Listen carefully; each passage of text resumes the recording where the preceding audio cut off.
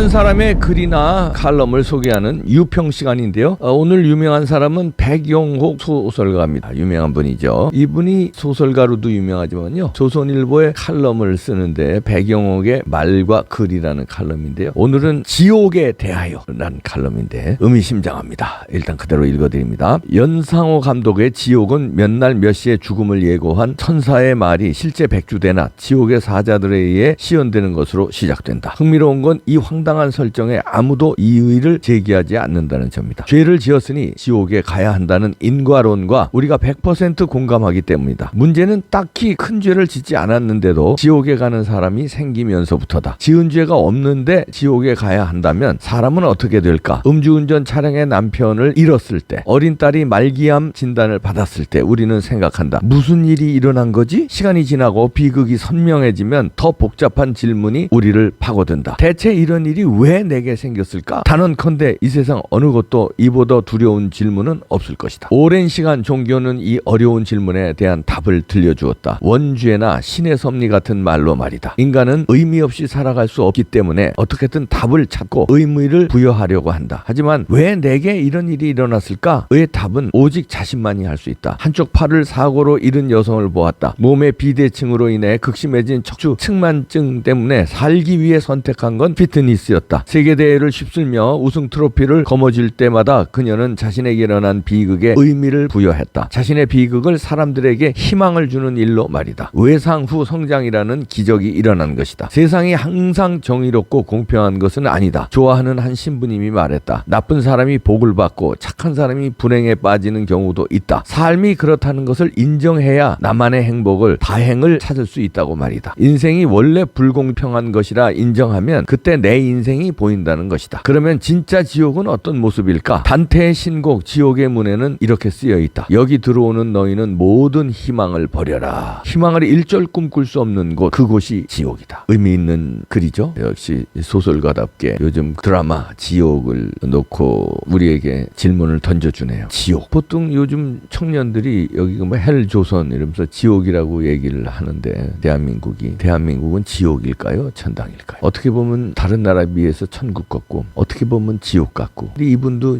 그런 걸 인정해야 된다는 거 아닙니까? 불행도 인정하고 지금 대한민국의 어려운 상황도 인정하고, 근데 진짜 지옥은 희망을 볼 수 없다는 거다. 근데 우리는 희망을 보면서 또 좌절도 하고 또 희망도 보면서 이렇게 살아가는 나라이기 때문에 지옥은 아니다 이렇게 얘기할지 모르죠. 근데 지옥이 될 수도 있습니다. 여기서 이분도 단언컨대 하면서 그 제일 어려운 질문을 했는데요. 왜 나에게 이런 일이 생겼을까? 근데 우리가 이런 질문을 할 수 있을지 모릅니다. 잘못하다간. 왜 이런 나라가 됐지? 왜 이 많은 사람들이 이런 지도자를 찍지? 한두 사람도 아니고 이렇게나 많이? 몇천만 명이 이런 지도자를 찍어? 왜 우리나라에 이런 일이 벌어지지? 이런 질문이 있을 수 있을지 모르겠습니다. 그렇게 되면 희망을 버릴까요? 또 희망을 꿈꿀까요? 많은 사람들이 또 희망을 꿈꾸겠죠. 특히 좌파들은 희망을 꿈꾸겠죠. 그러나 예측을 하는 사람들은 다 역사라든가 아니면 지금의 현 국제 정세에 다른 데서 일어난 일을 조금이라도 아시는 분들은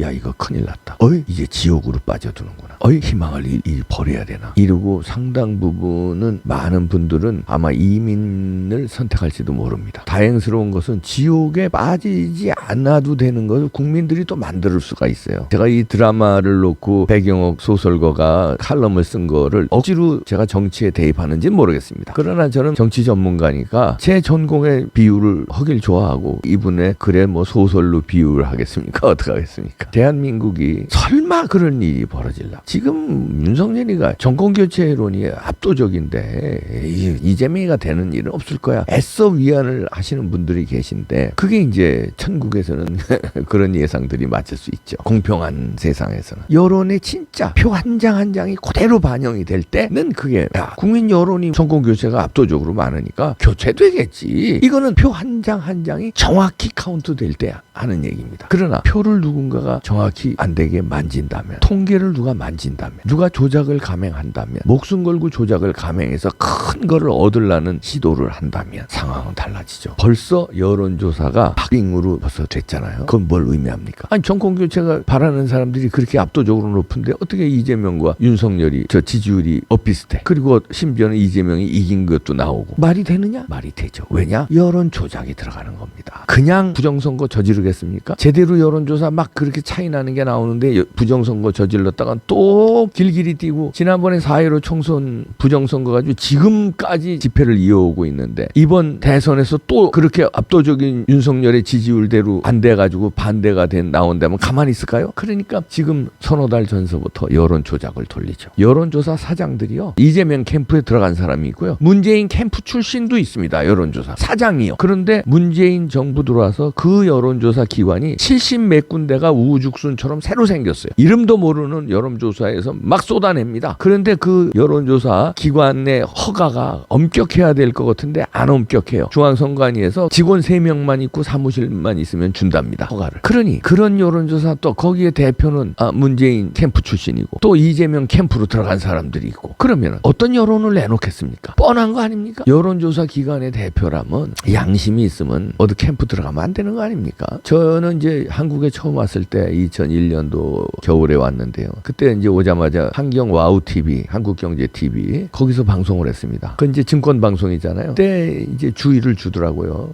이제 높은 분들이 여기서 앵커를 하면은 주식을 안 하는 게 좋겠다. 왜냐하면 증권 방송하면서 자기가 본인이 주식을 하면 자기가 산 주식을 띄우기 위해서 방송을 그렇게 할 거 아니냐, 오해를 받을 수 있다는 거죠. 그래서 저는 그때부터 뭐 그전도 주식을 안 했지만 한 장도 안 샀습니다, 주식을. 근데 한경 와우 TV 관뒀는데도 지금도 주식을 안 사는 건 그냥 그때 그 습관이 돼가지고 주식 시장 좋을 때도 안 샀어요. 그게 이제 습관처럼 뭐 담배 끊듯이 습관이 돼버린 겁니다. 그런데 그 증권 방송하는 저도 그런데, 아니 여론조사를 쏟아내놓는 여론조사 대표가 특정 캠프에 들어가서 그 캠프의 대통령을 만들기 위해서 일을 한다면 그 일이 뭐겠습니까? 뭘로 들어간 거예요, 그 사람이? 여론조사로 들어간 거 아니에요? 그럼 그 사람 대통령 만들려면 무슨 일을 하겠어요? 여론조사로 대통령 만드는 일을 할 거 아니에요? 그게 뭡니까? 그 사람 해당 이재명의 여론조사를 높게 만드는 일을 할 거 아닙니까? 그 뻔한 거 아니에요? 그러면 그 공로로 대통령이 되면 한 자리 주든지, 아니면 여론조사 기관에 여론조사 의뢰를 따 해가지고 돈 벌게 해주든지, 뭔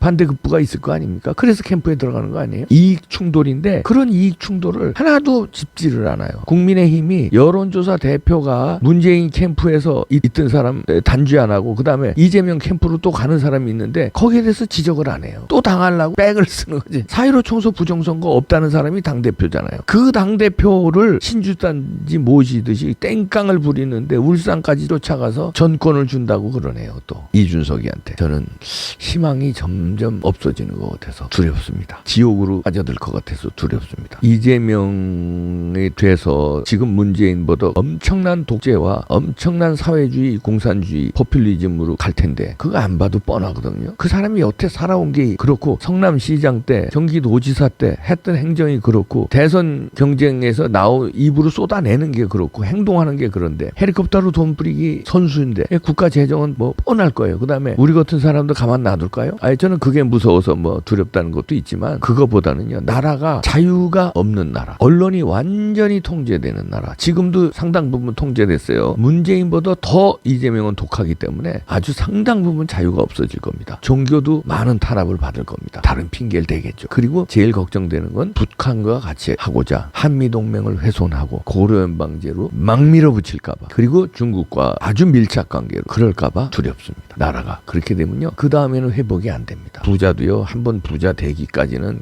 몇십 년 생고생을 해서 부자 되지만요, 그 아들이 털어먹는 건요 몇 년에 간단히 털어먹어요. 나라도 마찬가지입니다. 여태까지 이렇게 쌓아온 나라를 털어먹으려면, 지금 일부 털어먹었잖아요. 빚이 천조가 됐습니다, 문재인 정부 들어와서. 그런데 또 이게 5년 연장되잖아요. 근데 지금보다 더 독하고 더 포퓰리즘이고 더 국가 재정을 엉망으로 만들 사람이 들어와서, 근데 여기에 안보까지 위험하면 코리아 리스크까지 돼서 돈 있는 사람이 뜬다고요. 돈 있는 사람이 이민 가고, 해외 투자가 들어오려는 투자가 딴 나라로 가고, 국내 투자도 예를 들어 삼성 벌써 20조 미국에 투자하지 않습니까? 여국에 투자할 돈을 외국에, 이거 희망이 없다. 야, 안 되겠다. 다른 데 투자하고 있는 것도 빼고 이러면 이제 슬슬 좀 먹어서 나라를 망하는 거예요. 그게 베네수엘라고 그게 아르헨티나였거든요. 그게 필리핀이고요. 우리도 그렇게 될까 봐 두렵습니다. 희망을 버려라 지옥문에 이렇게 써 있는데 희망을 지금 조금 가지고 있는데 윤석열의 어제 행동 보니까 희망이 조금씩 이준석을 저렇게 신주단지 모시나 부정선거 없다는 사람인데 그러면 그 사람이 전권을 가지고 캠페인을 하면 부정선거 입도 뻥끗 못할 거예요. 윤석열은. 이준석이가 전권 가지고 한다는데 그러면 부정선거 얘기를 안 하면 부정선거 쓰려는 사람이 쓸까요? 안 쓸까요? 쓰죠. 지면 죽는데 이재명만 죽는 게 아니에요. 이재명만 감옥 가는 게 아니라 전부 수백 명 감옥 갑니다. 그 팀들이 이재명 팀, 문재인 팀, 다 뭐 이해찬 팀, 양정철이 등등. 그러면은 안 쓰겠어요? 감옥 몇십 년 가야 되는데 이겨야 사는데 무슨 수를 쓰더라도 쓰죠.